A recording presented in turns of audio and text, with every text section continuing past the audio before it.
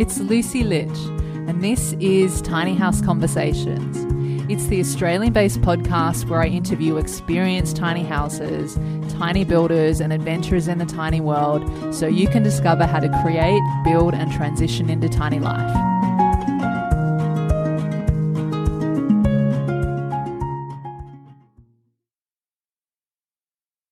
Before we get into the show, I want to know something. Are you a tiny houser, and would you like to share your tiny house story and experiences on the podcast? Or are you a business that has a product or service that aligns with the tiny house movement and would be beneficial for the tiny house community that you'd also like to share on the podcast? If so, I'd love to hear from you, and you can head over to tinyhouseconversations.com, and on there you'll see a section that says share your story. If you fill out your details there, I'll get back to you very soon.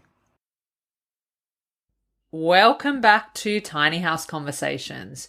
Today is another solo cast, and in this episode, I'm sharing with you all about my tiny house cost breakdown. So that includes the total cost of the build, the additional costs that I spent on parts of the tiny home that I supplied myself and customized, as well as how much my solar trailer cost, how much my deck is going to cost, how much I spent for tradies and setting up my tiny home and having it ready for delivery on site, as well as delivery too, and a few other things.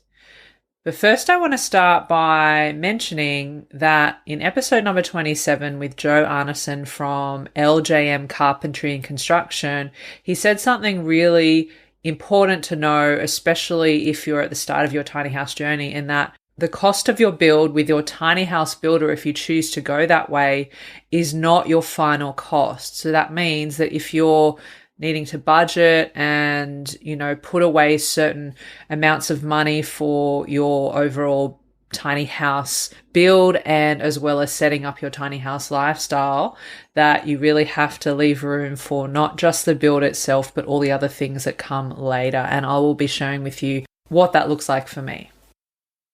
So my tiny house is 6 meters long, 2.4 meters wide, and 4.3 meters high.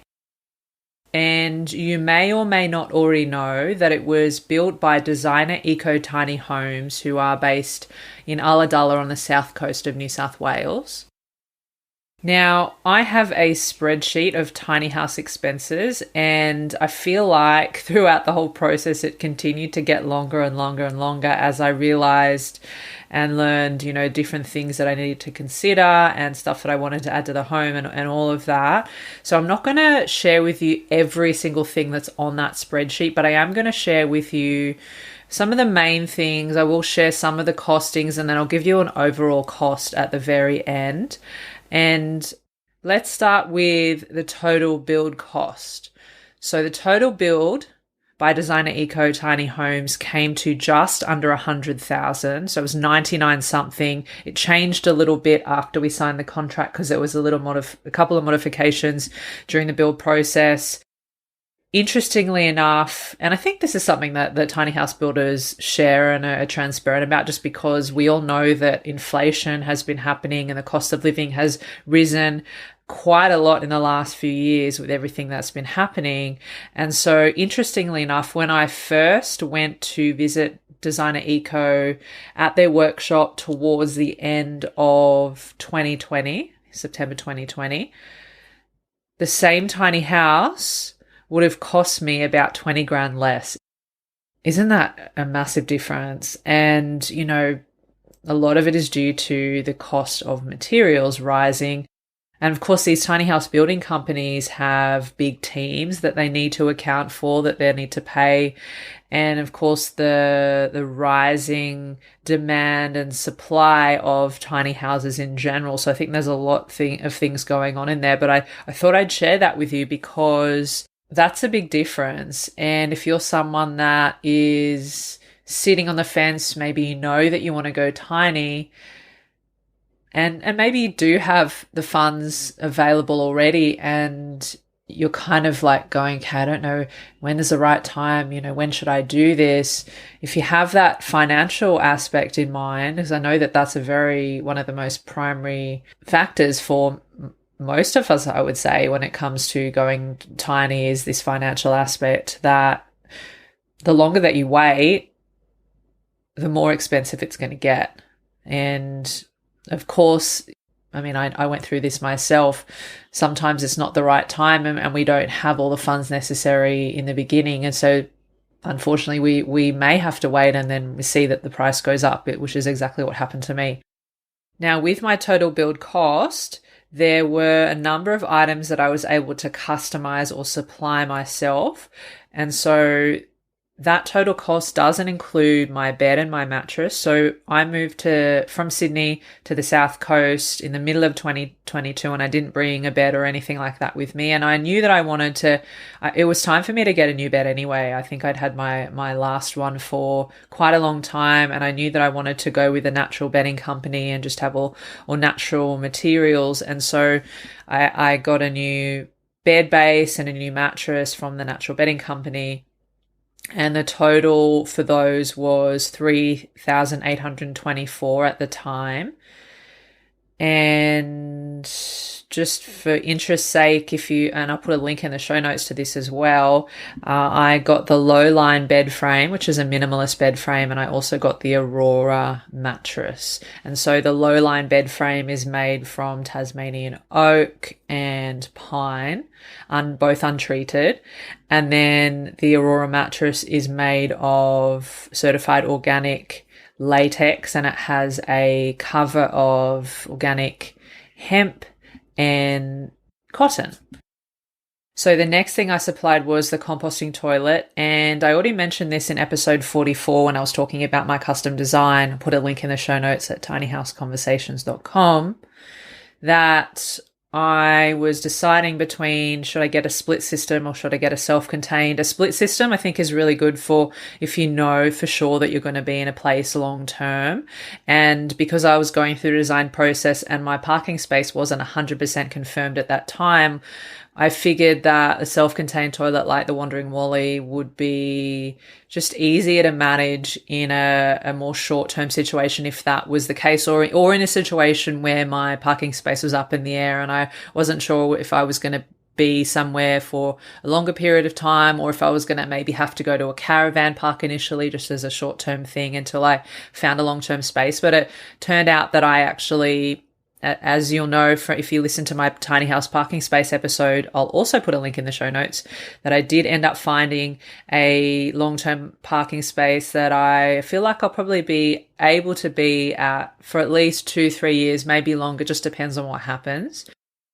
The next thing that I supplied was my downlights and my external wall light. So the lighting in my home is all from Block Blue Light, which, if you haven't heard before, I've mentioned on the podcast several times. It's all about having low electromagnetic fields, low EMFs, as well as removing the blue frequency of light, which we find in our regular light bulbs and all our devices, which can be problematic to health, including impacting sleep, but also other health effects as well. And so these downlights and my external wall light globe are amber lights, which, have the blue light removed, create a sort of softer feel for the eye, especially in the nighttime. But to be honest, I actually haven't used lights in a really long time, so I haven't even used my lights that much. I often use my Block Blue Light, different lamps and other things too. So the cost of the downlights in total was $383, and supplying my own wall light was it's about a $30 one from Bunnings, and then the globe was around about $30 as well, being a specialty globe. Again, it's going to last a long time because I don't use it a whole lot. Another part of my tiny home that I supplied was the electric stove. So usually a 2-burner gas stove is what is supplied in the base contract, but I wanted to try and limit gas. I am using it for hot water for now. Might look at something alternative later in the future. And so it was a question of, do I want to remove the gas stove, put in an electric stove, or do I want to just have a power point right near where the stove would be, and then I could just supply my own portable stove, whether it was an induction cooktop or an electric cooktop. And I didn't go for the induction because of the high electromagnetic fields and high exposure. I'm very much trying to limit my exposure in my tiny home. You can check out my conversation with Amy Skilton on episode 32 of the podcast, all about reducing EMFs in your tiny home. And yeah, I spoke more about that in the custom design episode as well. And so the electric stove was $65. Now, there were some other features that I customized for my tiny home, like the natural paint, the natural exterior timber oil, the natural countertop or benchtop oil, and a couple of other things, but those were included in the cost of the build. The items that I mentioned before, like the bed, the composting toilet, the lights, and the stove, those were things that I ordered myself and then got it shipped to the Designer Eco workshop. But the other things were included in the cost of the build because it just worked out easier that way, because Designer Eco ordered these things themselves. So it was, it just worked out a lot easier.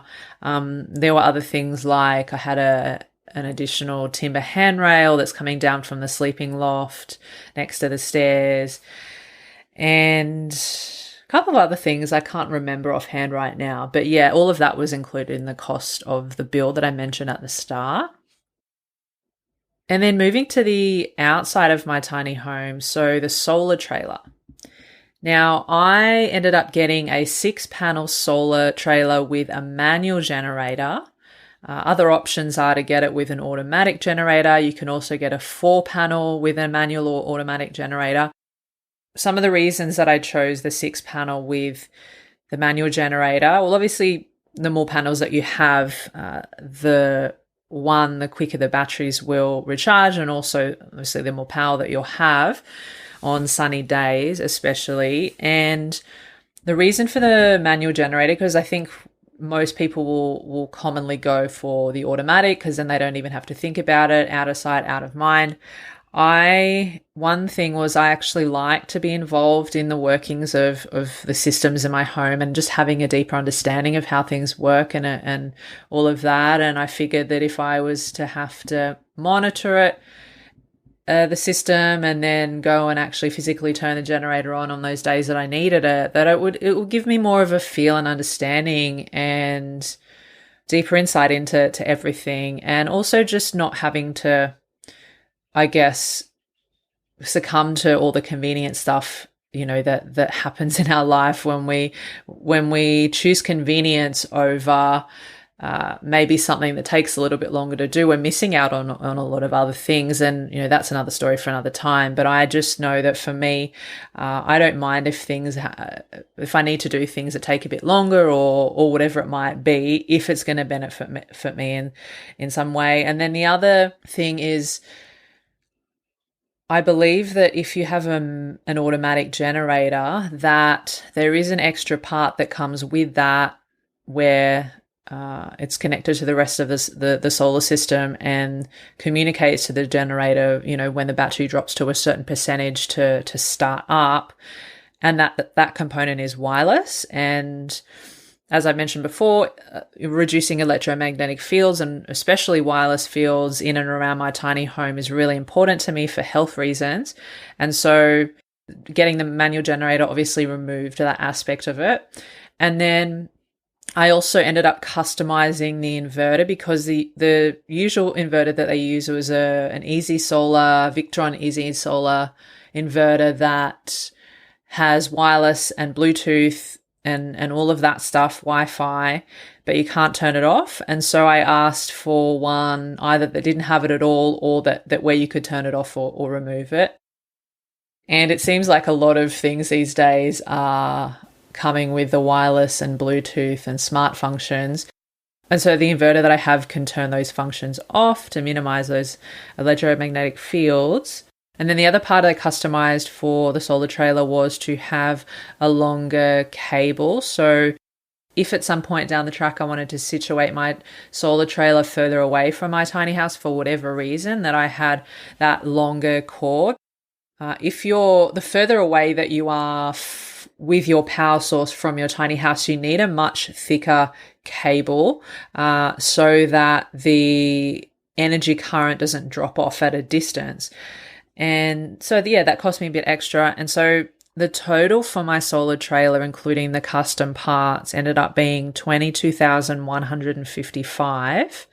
Now, that was a little bit extra in comparison to if I was just to have gone without customization of the 6-panel manual generator. I think if it was around about 20,900, I'll put a link in the show notes to that anyway, and you can always have a look and compare. The next part I wanted to mention was towing my tiny house to its parking space. So I used Mark Emons from Tiny Towing. Mark is the brother of Grant Emons, who's the owner of Designer Eco Tiny Homes. So there's a family connection there, and Tiny Towing does deliveries for Designer Eco as well as other tiny house building companies all around Australia. And because I needed 2 vehicles, I needed to bring my tiny house as well as the solar trailer. And I'm also not too far away from Designer Eco, or further down the south coast, but I'm not traveling across the country. So the cost of that was $2,400 for me. Mark and Hank as well, who were on site, and they helped set everything up, and they showed me, where everything was. And so I was really happy with their service. I'll put a link in the show notes for Tiny Towing. So talking about the deck and stairs now, as of the time of recording, there's been a delay of having my deck built. So I thought it was going to be before Christmas, but now it's going to be later on in January. And initially I was just going to have some stairs and a deck without any cover or anything like that. But it does get quite windy around here. It gets really sunny as well in the afternoons, and, a rain as well. And so I decided it would be really good to have some shelter and actually have a roof and all of that, and some colour bond. And so initially the deck without the roof and the colour bond and stuff was going to be just under $3,000, which I think is a really good price. The guy that I found down here in the South Coast, he's a stair business and does external timber work too, and he's really great. And he gave me a good price for the timber for the lower part of the deck initially, because his family has a timber mill and all of that, and they've got access to a lot of good timber. And then when I ended up saying, actually, can we do the top part as well? It increases the price significantly, because I think a lot of the cost came from the colour bond. So the important thing about the deck for me is that it's portable, and, if I end up moving at some point down the track, that I can take it along with me and still have it as an asset along with my tiny house. And so the way that he's going to do it is something like putting some ground footings in that can be dug out, and also using stirrups, which means that the uprights can be unbolted if I want to move. And so the cost of that has now gone up to $6,840. I feel like talking to different people about how much their deck costs, that's actually, even though it is a significant jump from the original price of just having the lower deck and not having a roof and the structure around it and a cover, that seems to be a good price. I've heard of people paying $15,000, $20,000 for deck. Obviously, depending on the features and how big the tiny home is and other things as well, it can very much vary. So that's the cost of the deck and stairs.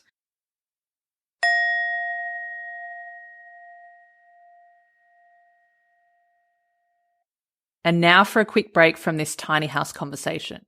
So I want to tell you about a wellness company whose products I've been using for many years, which I'll also have in my tiny house. If you've been listening to the podcast for a while, or you know me personally, you'll know that health is super important to me. It's my number one value, and that includes a healthy home environment. And Block Blue Light are an amazing company who supply specialty downlights, light bulbs, reading lamps, blue blocking glasses, and much more to help protect you from exposure to artificial blue light and electromagnetic fields from your devices, lights, and other unnatural sources of lighting, especially at the wrong times of the day or night. Their products use amber and red lights rather than blue, think candle, moonlight, and fire vibes, which humans naturally would have been exposed to, especially in the evenings in our ancestral past. But the problem today is in the modern world, the abundance of all the artificial sources of light on the blue spectrum from our devices, where we've managed to trick our natural rhythms and circadian biology to thinking that nighttime is daytime and daytime is nighttime.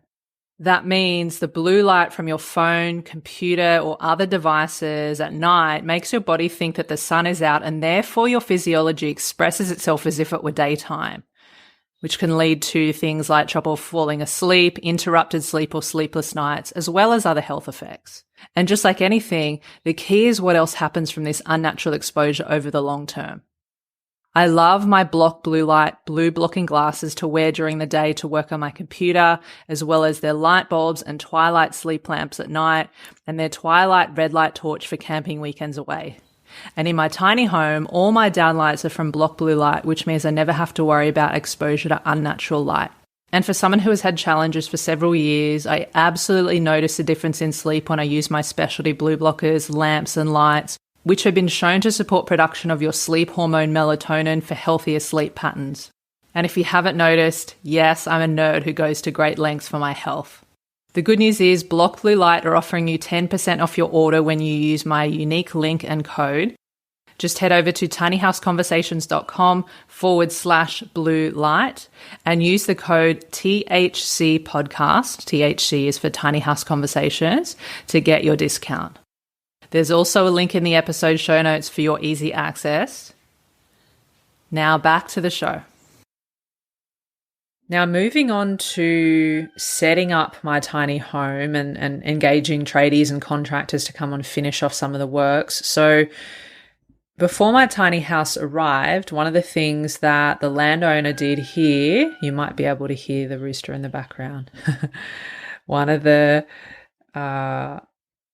things that the landowner did was she was getting the driveway excavated, and at the same time she got the excavator to do a tiny pad for me. So he leveled out the land, and so where I'm parked there's topsoil and then underneath that is clay, and he did a really good job at that, and then ended up putting 20 mil aggregate rocks on top of that, which have been really, really great. Like when it rains, there's no the clay doesn't, go to shit and doesn't sink or anything like that. Like it's actually really stable with the aggregate on top of that. And so I ended up just paying for the aggregate rocks for that part, which was $160. And then the same excavator also dug a trench to put a conduit which housed the cable for the solar trailer. And so that cost $480. The electrician came on site to install the solar trailer, and so that was $629.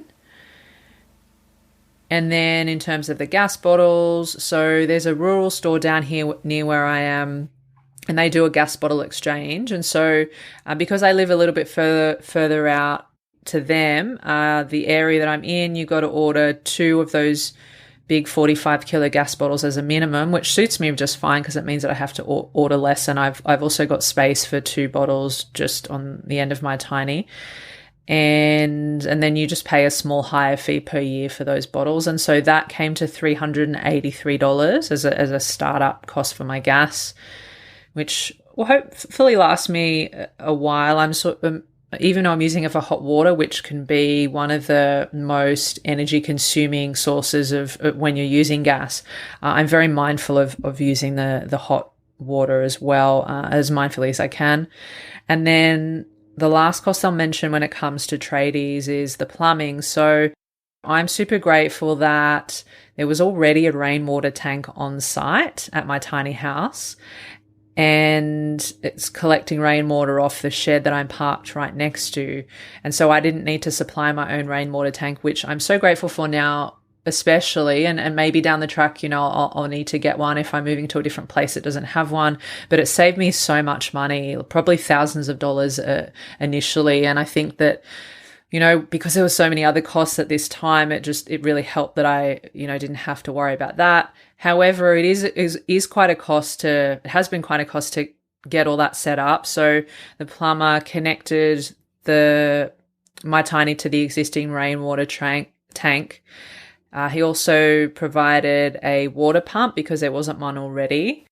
And they also set up a grey water system with an absorption trench.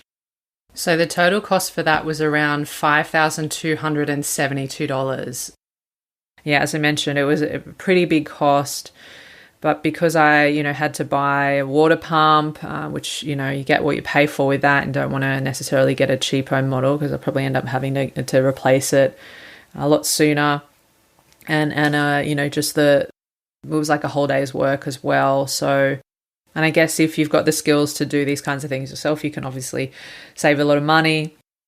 And just a side note on that, I may have very well overpaid for that service. I'm not 100% sure, but unfortunately, they were the only plumbing service that I could find down here that was available before Christmas. And I'd already been waiting I'd say my tiny was already in its parking space for at least a month by this time. And just because of a lot of the rain several months ago, it backed up a lot of the tradies' jobs, and of course being close to Christmas. And I was like, okay, I just gotta do it. Otherwise, I would have had to wait towards the end of January or something like that for other companies. But these guys did a really great job, and they were well recommended by quite a few people. So it is what it is. And so that's the cost of that. And now I'm just going to mention a few other things that would be good to consider, especially if you're new to your tiny house journey and you're wanting to plan for or budget for certain things that you might need, whether it's in your tiny house, whether it's setting it up, and other stuff too. I won't speak about all the different costs for me, but because it just ends up getting into the weeds, I think, a little. But things like, furniture, I already mentioned my bed and my mattress and bed frame, whether you're going to get new bedding and towels and linen and all of that, or if you're just going to bring what you already have. Kitchen items. I pretty much had, I think, everything in my kitchen I already had, or for most things anyway. And so I just brought all my kitchen stuff with me. I mentioned this in episode 44, I did some consulting, and so that was an additional cost for me too. I consulted with 2 or 3 different EMF experts, electromagnetic fields experts. I consulted with Bryony from parkmytinyhouse.com.au, who was on episode 12 of the podcast. I'll put a link in the show notes. So she helped me with just some of the basics of tiny house living and just deciding on making different choices and navigating the setup of the tiny house parking space, that kind of thing. And then I also consulted with Anthony Smith from Water Wally, who was also on the podcast at episode 15, and I will link to that in the show notes too. And I highly recommend, I said this in episode 44, but I highly recommend if you get a chance to, it is really great to consult with experts in different areas that you're needing help with, because you can ask questions in real time for your specific situation, and you can really just get more clear and, have things set up the way that you want them, or as close to the way you want them as possible.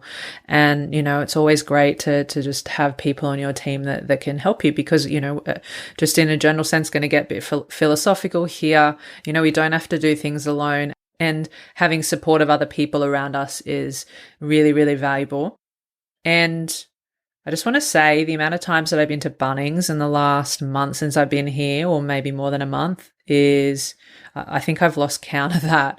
So going for things like star pickets, ratchet straps, which were helpful for supporting and tying down my solar trailer against heavy winds and all of that, Besser blocks, And then, of course, like thinking about things inside your tiny house. So I ended up buying some plants. I really, I love plants and nature, and having some green inside the home, as well as some different artwork.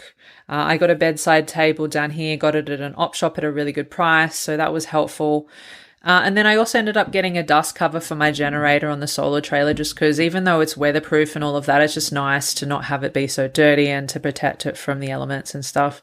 For my composting toilet, because it's a self-contained composting toilet, I'm going with a DIY wheelie bin option as a holding container to create compost over the long term. And so I needed to get a wheelie bin and then install just a little tap fitting and a lock as well for that. So that's something I've seen quite a few people do that. Just depends on your situation, but I'm going to see how that goes, and I'll talk about it, how it's going in a later podcast. Washing machine. So I don't have a washing machine in my tiny house, and that was a decision that I made early on during the design process.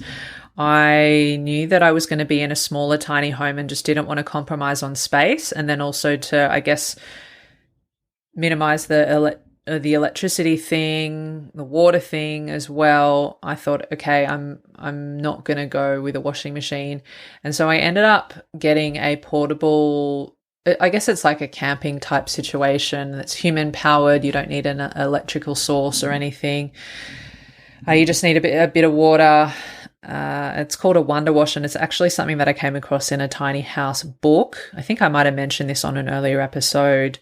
And there's a lot of cheap imitations out there that don't work really well, but this Wonder Wash thing is something that a couple of different tiny house experts recommended as something they've tried over the years. And a lot of things we can do in a tiny house with washing machines. Like if you don't have one, you can always, if you're lucky enough to have access to friends or family where you can go and do your laundry there, or maybe your landowner on site has a washing machine, or maybe you go to a laundromat every now and then. What it's turned out for me is that the landowner here has a washing machine, which just says I'm, more than welcome to use at any time. So that's something that I'm doing that's really helpful, and something good to consider, what, the best option is for you. And then I mentioned the water tank before. So that is obviously an added cost if that's something that you're wanting to work towards or wanting to go with straight away for your tiny home. You're going to be off grid with water. The other thing to consider about that is if you are getting a rainwater tank, that you want to think about having to lay down a concrete slab for that as well. I believe that's something that's required for having a rainwater tank on your property. And depending on what kind of rainwater tank you go with, whether it's stainless steel, which is the most expensive, and then you've got Colorbond, which is the middle range, and then you've got the poly plastic, which is obviously the cheapest.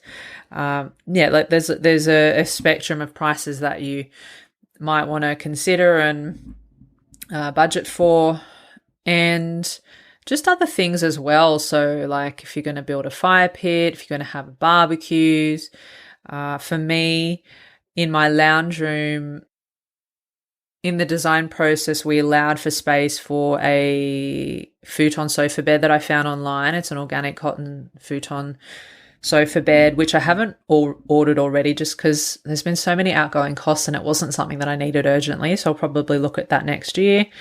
But that's something that is something I see people consider maybe down the track, especially if you want to have a place for people to come and stay. At the moment, instead of my sofa bed, I've just got a couple of bean bags, which I already had at my last home. Other things to consider down the track, so tiny house insurance. I know it seems to be quite expensive. So, and I know some people will do insurance and then others won't worry about it. I guess, you really have to decide what's the best option for you and what you can afford and all of that. Other things that I'm considering for the future are a blind for my skylights, although I'm actually loving not having a blind and being able to look up at the stars or the sky whenever. And because I actually, where I'm situated, there's no artificial lighting around at all. Those would be the main reasons for me to block out the light, would be the artificial light, whereas I like having the natural light.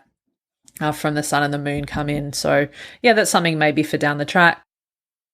And then at some point, I'll also look at getting some nice curtains for all of the windows in my tiny home, actually. So, yeah, as I mentioned before, there's no artificial light coming in, so it's not too bad. But in the afternoon, I do get quite a strong afternoon sun coming through the kitchen window where I work on my computer, and I think it would be nice to be able to sort of have some curtains when I need them, as well as for privacy too. I mean, I've got quite a lot of privacy where I am. However, the neighbors on the land next door, I mean, you know, I can see their house from here and they can see mine, although we're a fair distance away. But it wouldn't be nice to do that anyway.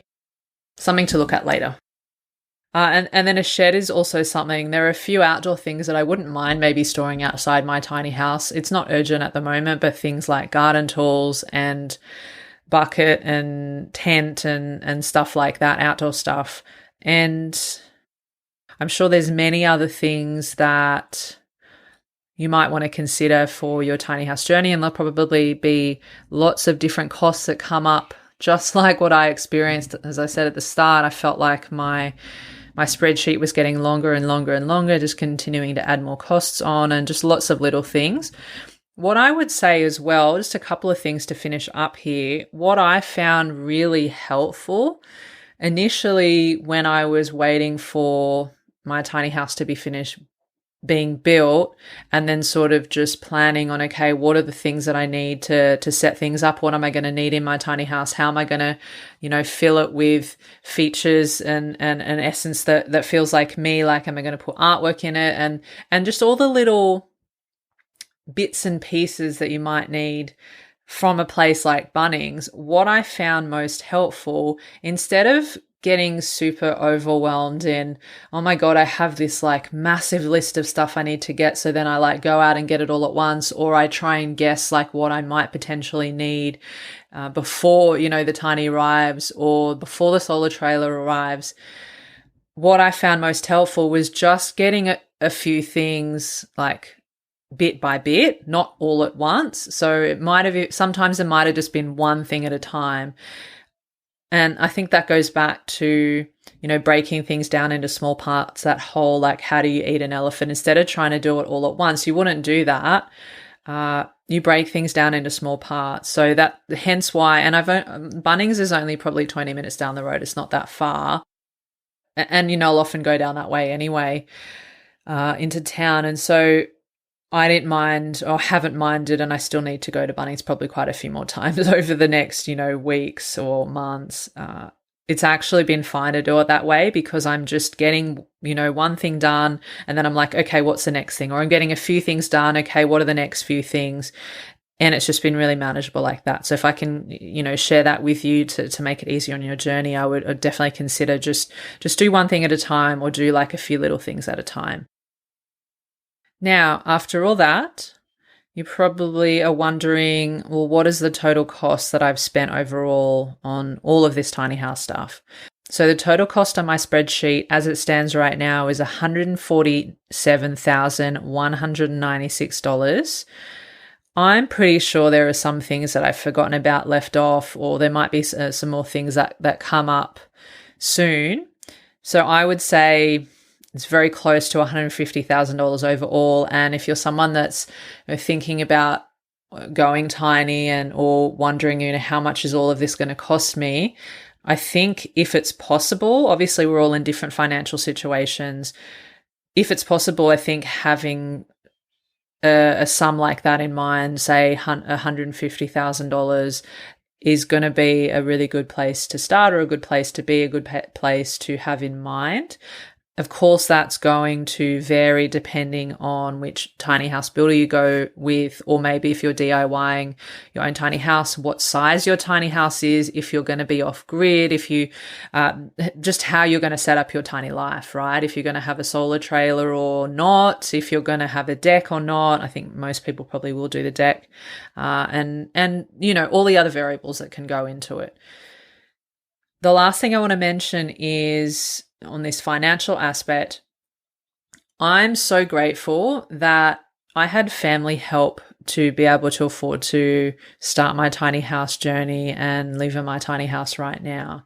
So I guess I want to say, because I know that this financial thing it's important for all of us, right? And a lot of us come to tiny living not just solely for the financial reason, but it is obviously one of the most important ones and one of the most appealing ones, and even one of the ones that makes things that you come to it out of necessity, right?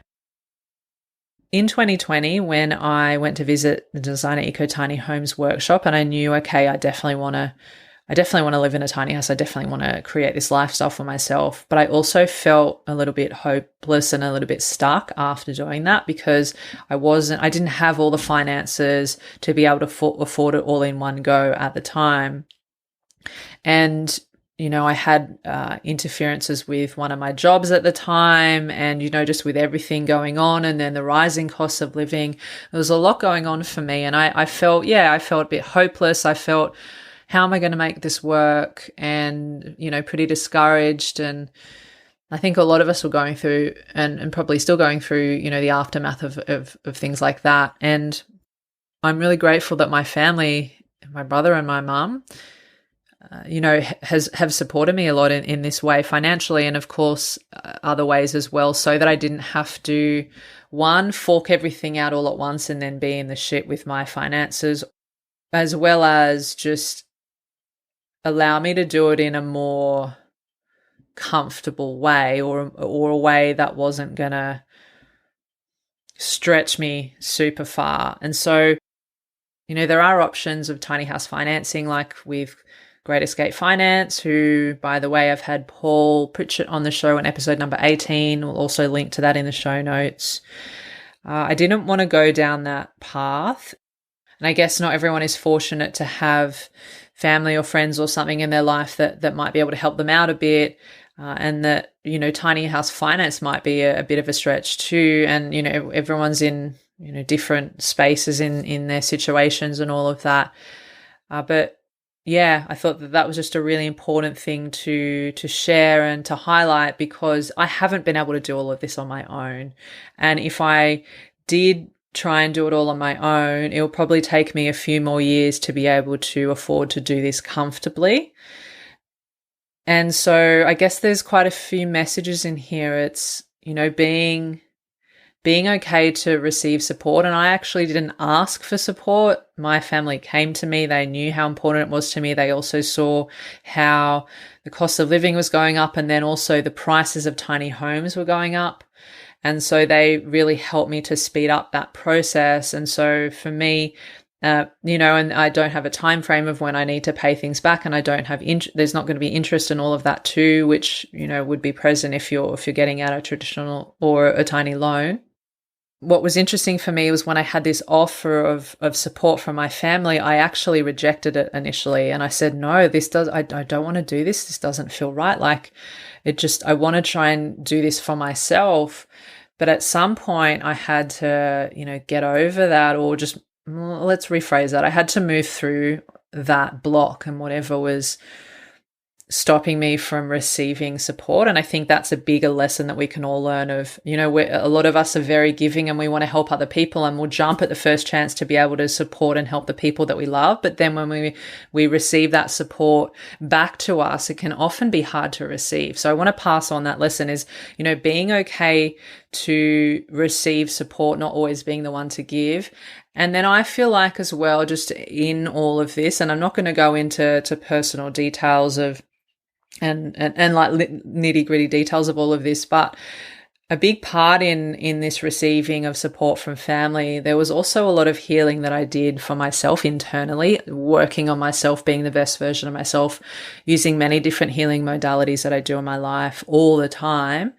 I feel like I came to a place within myself that I was then presented with this opportunity to receive this support, to then create this amazing life that I've dreamed of, wanting to be on the land. Even before tiny house living, I knew I wanted to be on the land, and now I'm able to do it in a tiny house, which feels more aligned for me than living in a bigger house with lots of things and all of that. And so Yeah, wherever you are, if you're struggling with finances, if you're feeling like, how am I ever going to make this happen? This seems impossible. Just keep showing up, being the best version of you, putting the little steps in where you can. As I always mention, tiny things turn into big things one step at a time, and know that you've got this, you can do this. Like I said, I felt hopeless and stuck after I knew that I wanted to create this tiny life for sure. And then somewhere along the way, this beautiful opportunity came in, and I realized that it is an opportunity that doesn't come along for everyone, and that there is some privilege here, right? I highly recognize that, but I'm so grateful for that. And I hope that in some way it might even just inspire you and give you some hope, and know that there are endless possibilities out there for you to be able to create your tiny life.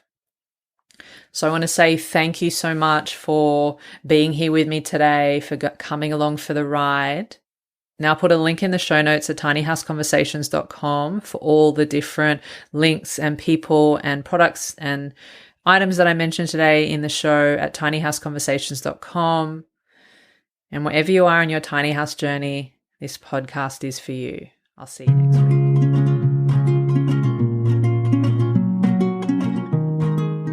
Thanks again for listening. And if you enjoyed the conversation today, you found it valuable, and you want to support the podcast, the best way you can do that is to share the love.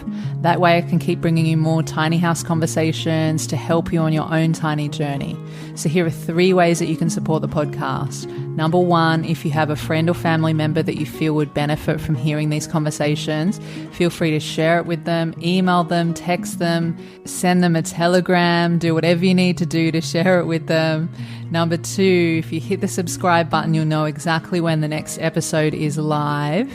And number 3, if you head on over to Apple Podcasts or wherever you're listening to podcasts and leave a 5-star rating and review. Thank you so much in advance. I appreciate you, and I'll see you in the next episode.